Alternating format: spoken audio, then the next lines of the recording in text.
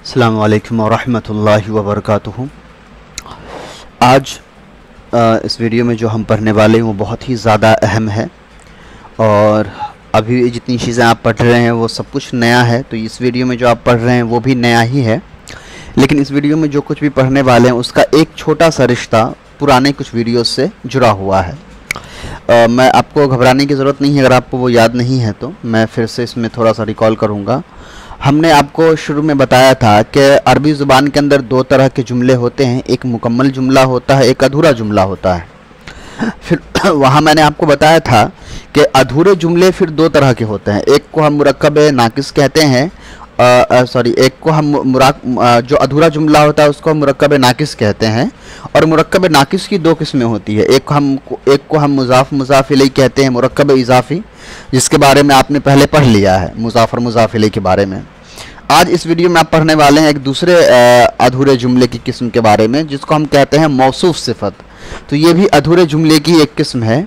तो जिस तरीके से मुज़ाफ़ इलैह अधूरा माने देता था, वैसे ये जो मौसूफ़ सिफ़त है ये भी आपको अधूरा माने ही देगा। तो अगर आपसे पूछे कि मौसूफ़ सिफ़त क्या है, तो आप कह सकते हैं कि मौसूफ़ सिफ़त जो है वो मुरक्कब नाकिस की ही किस्में है। जिस तरीके से मुज़ाफ़ इलैह थी, वैसे ही मौसूफ़ सिफ़त भी मुरक्कब नाकिस की ही एक किस्म है। चलें,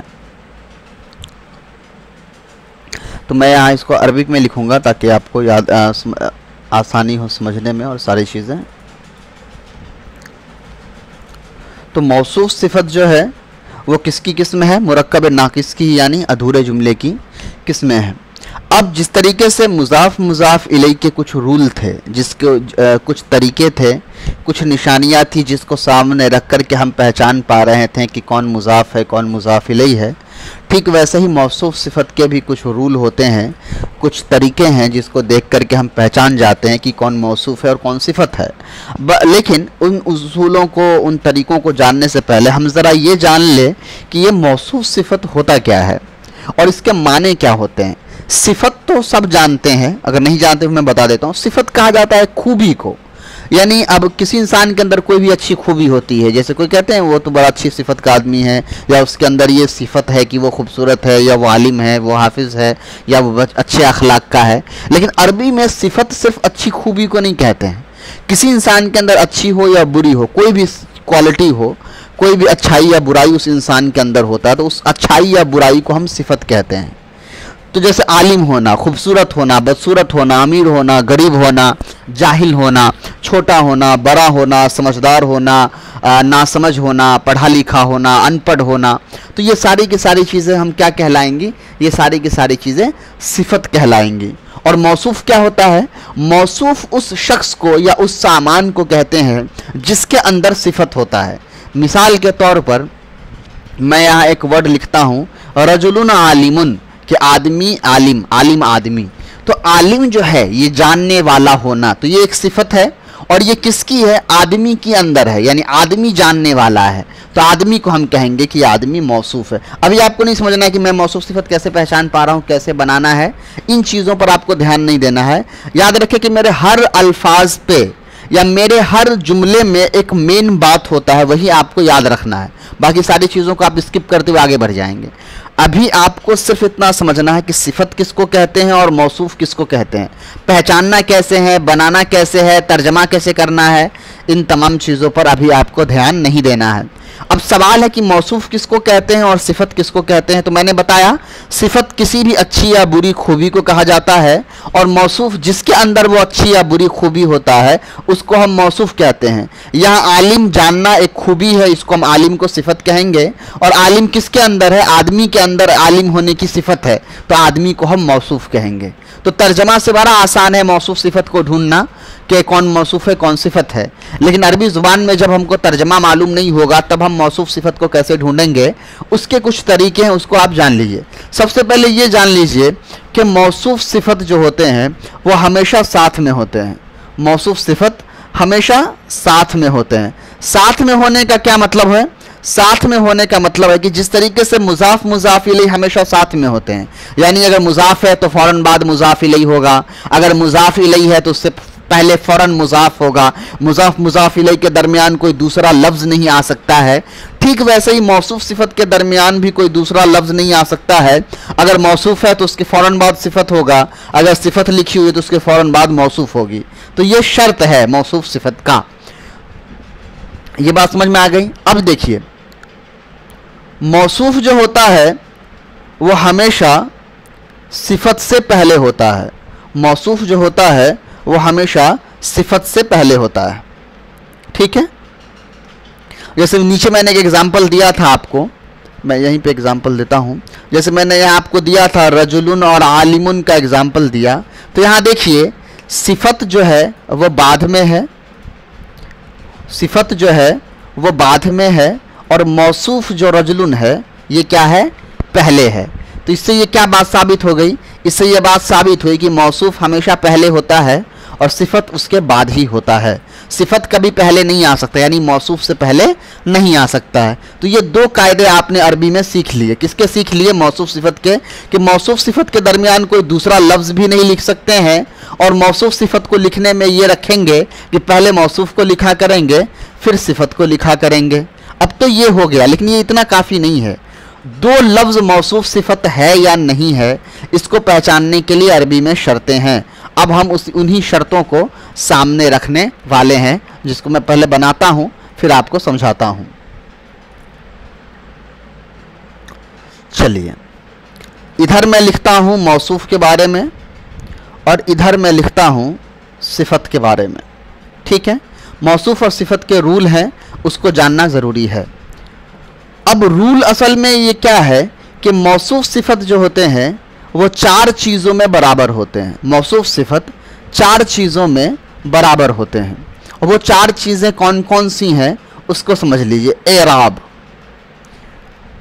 जैसा एराब मौसूफ का होगा वही एराब सिफत का होगा। वाहिद तस्निया जमा, जैसा वाहिद तस्निया जमा मौसूफ होगा वैसा ही सिफत होगा। अगर मौसूफ वाहिद है तो सिफत वाहिद, मौसूफ तस्निया है तो सिफत तस्निया, मौसूफ जमा है तो सिफत जमा। तो और जैसा एराब है, यानी मौसूफ पे रफा नसब जर ज़बर ज़ेर पेश में से जो एराब है वही एराब सिफत का। मौसूफ अगर वाहिद है तस्निया या जमा है तो सिफत भी वाहिद तस्निया जमा ही आएगा। मौसूफ अगर मुज़क्कर है तो सिफत मुज़क्कर, मौसूफ अगर मुअन्नस है तो सिफत मुअन्नस। ठीक है, मैं मिसाल दे करके भी समझाऊंगा, अभी सिर्फ आप ये कायदा देखिए। उसके बाद मारिफा नकेरा, मौसूफ अगर मारिफा है तो सिफत मारिफा, अगर मौसूफ नकेरा है तो सिफत भी नकेरा होगा। अब इसके बेसिस पर मैं आपको कुछ एग्जाम्पल देता हूँ। ऊपर वाले एग्जाम्पल पे गौर से देखिए। यहाँ रजुलुन पर जो एराब है वही एराब आलिमुन पर है। तो पहला क्या हुआ, दोनों एराब में सेम है, लेकिन हमें चार चीज़ें देखनी होती हैं, सिर्फ एक नहीं। रजुलुन भी वाहिद है इसलिए कि इसके आखिर में अलिफ नून या वाव नून नहीं है, और आलिमुन भी वाहिद है इसलिए कि इसके आखिर में अलिफ नून या वाव नून यानी तस्निया जमा की अलामत नहीं है। तो क्या हुआ, दूसरा रूल भी पाया गया, यानी दोनों मौसूफ सिफत क्या है, वाहिद वाहिद है। तीसरा मुज़क्कर मुअन्नस, रजुलुन भी मुज़क्कर है और आलिमुन भी मुज़क्कर है, तो मतलब क्या हुआ, मौसूफ सिफत दोनों क्या है, मुज़क्कर मुज़क्कर हैं।